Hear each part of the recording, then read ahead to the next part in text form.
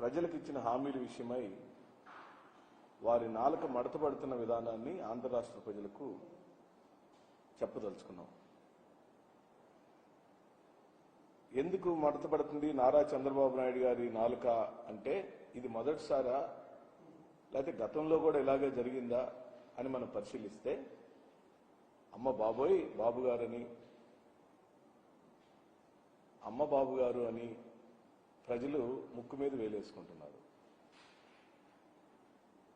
వారు ప్రధానంగా 50 రోజులు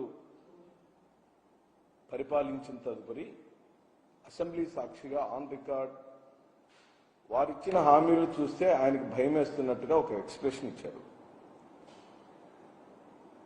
ఎన్నికలకు ముందు వారు ఇస్తున్న హామీలు అమలుపరచలేరని అవి అమలుకు సాధ్యం కావని వైఎస్ఆర్ కాంగ్రెస్ పార్టీ మాలాంటి వాళ్ళందరూ చెప్తున్నప్పుడు మీలాంటి పాత్రికేయ మిత్రులు వారిని అడిగారు, వైఎస్ఆర్ వాళ్ళు అమలుకు సాధ్యం కావంటున్నారండి, మీరు ఎలా దీన్ని అమలుపరచగలుగుతారని నారా చంద్రబాబు నాయుడు గారిని పాత్రికేయ మిత్రులు వైఎస్ఆర్ కాంగ్రెస్ పార్టీ తరఫున అడిగినప్పుడు నాకు సుదీర్ఘమైన రాజకీయ అనుభవం ఉంది, నేను చేసి చూపిస్తాను, సంపదను ఎలా సృష్టించాలో నాకు అపారమైన అనుభవం ఉంది కాబట్టి నేను ఇచ్చిన హామీలన్నిటినీ అమలు పరుస్తానని అన్నారు.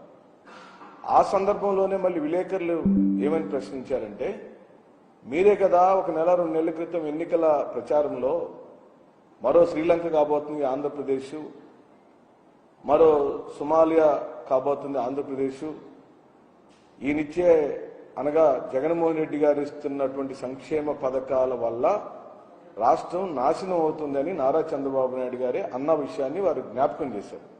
మీరే అన్నారు కదా సంక్షేమ పథకాలని వృధా అని, సంక్షేమ పథకాలు ఏవి అవసరం లేదని, మళ్ళీ మీరే ఇప్పుడు సూపర్ 6 పేరుతో ఈ పథకాలన్నీ మీరు అనౌన్స్ చేశారు, ఇవి సాధ్యం కావని వైఎస్ఆర్ పార్టీ వాళ్ళు అంటున్నారు. అన్నప్పుడు నేను చేసి చూపిస్తానని ఇన్ని సంవత్సరాల అనుభవం ఉన్న చంద్రబాబు నాయుడు గారు ఈ రాష్ట్రానికి మాటిచ్చారు.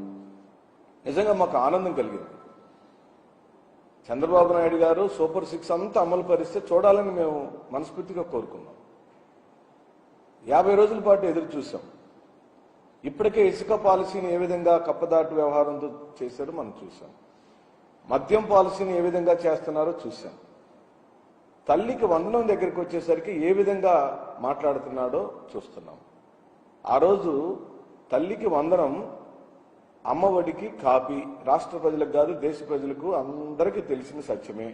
జగన్మోహన్ రెడ్డి గారు అమ్మఒడి పథకాన్ని ప్రతి అమ్మకు 15,000 రూపాయలు ఇస్తానని హామీ ఇచ్చి అమలు పరిస్తే దానికి బదులుగా పోటీగా నేను తల్లికి వందనం ఇస్తాను, ఆయన ఒక తల్లికి ఇచ్చాడు, నేను అలా కాదు ఇంట్లో ఉన్న ప్రతి పిల్లవాడికి చదువుకునే ప్రతి పిల్లవాడికి నేను 15,000 రూపాయలు ఇస్తాను అని ఎన్నికల ప్రచారంలో పెద్ద ఎత్తున వాళ్ళు ప్రచారం చేశారు. దాన్ని అమ్మలు అక్కలు నమ్మారు. చంద్రబాబు నాయుడు గారికి ఓట్లు పెరిగినాయి. అదే కాదు చాలా హామీలు ఇచ్చారు. రైతులకు ఇచ్చిన హామీల గురించి మనం మాట్లాడదాము, ఉచిత బస్సు ప్రయాణం గురించి మాట్లాడదాము, అనేకమైన హామీలు ఏవేవైతే చంద్రబాబు నాయుడు గారు సూపర్ 6 పేరుతో ఇచ్చారో వాటి గురించి మాట్లాడదాం. ముందు తల్లికి వందనం మీద ఏ విధంగా వారు దాటవేత ధోరణి అమలు పరుస్తున్నారో చూద్దాం. ఇకపోతే నిన్న ఢిల్లీలో ఒక ప్రకటన చేశారు వారు. అంటే చంద్రబాబు నాయుడు గారి యొక్క రాజకీయ ప్రయాణం మొత్తాన్ని మనం గమనిస్తే ఎన్నికల హామీలప్పుడు ఒకలాగా, ఎన్నికలకు ముందు ఓట్లు అడిగేటప్పుడు ప్రజల యొక్క ఓటుని అడిగేటప్పుడు ఒకలాగా, ఓట్లు వేయించుకొని గెలిచిన తర్వాత మరోలాగా ప్రవర్తిస్తాడు అని చెప్పడానికి ఉదాహరణకు నేను కొన్ని సంఘటనలు చెప్తాను. వారు ఈ 50 రోజుల కాలంలోనే 2 రకాలుగా ఎలా మాట్లాడాడో ఉదాహరణగా నేను చెబుతాను. ఇది ఆన్ రికార్డే. నేనే సొంత కవిత్వాలు ఎప్పుడు వైఎస్ఆర్ కాంగ్రెస్ పార్టీ చెప్పదు, చెప్పకూడదు కూడా. ప్రజలకు మేము జవాబుదారీతనంగా 40% ఓట్లను సాధించుకున్న వైఎస్ఆర్ కాంగ్రెస్ పార్టీ 40% ఓట్లను గెయిన్ చేసిన మాకు బాధ్యత ఉంది. మేము బాధ్యతాయుతమైన ప్రతిపక్షంగా ప్రవర్తించాలి. మీరు చేస్తున్న ప్రతి తప్పుని ఎత్తి చూపించటమే ప్రతిపక్షంగా మా బాధ్యత. ఆ బాధ్యతని వైఎస్ఆర్ కాంగ్రెస్ పార్టీ శ్రీ జగన్మోహన్ రెడ్డి గారి నాయకత్వంలో నిరంతరం మేము ఇలా ప్రశ్నిస్తూనే ఉంటాం, మీ వెనక పడుతూనే ఉంటాం.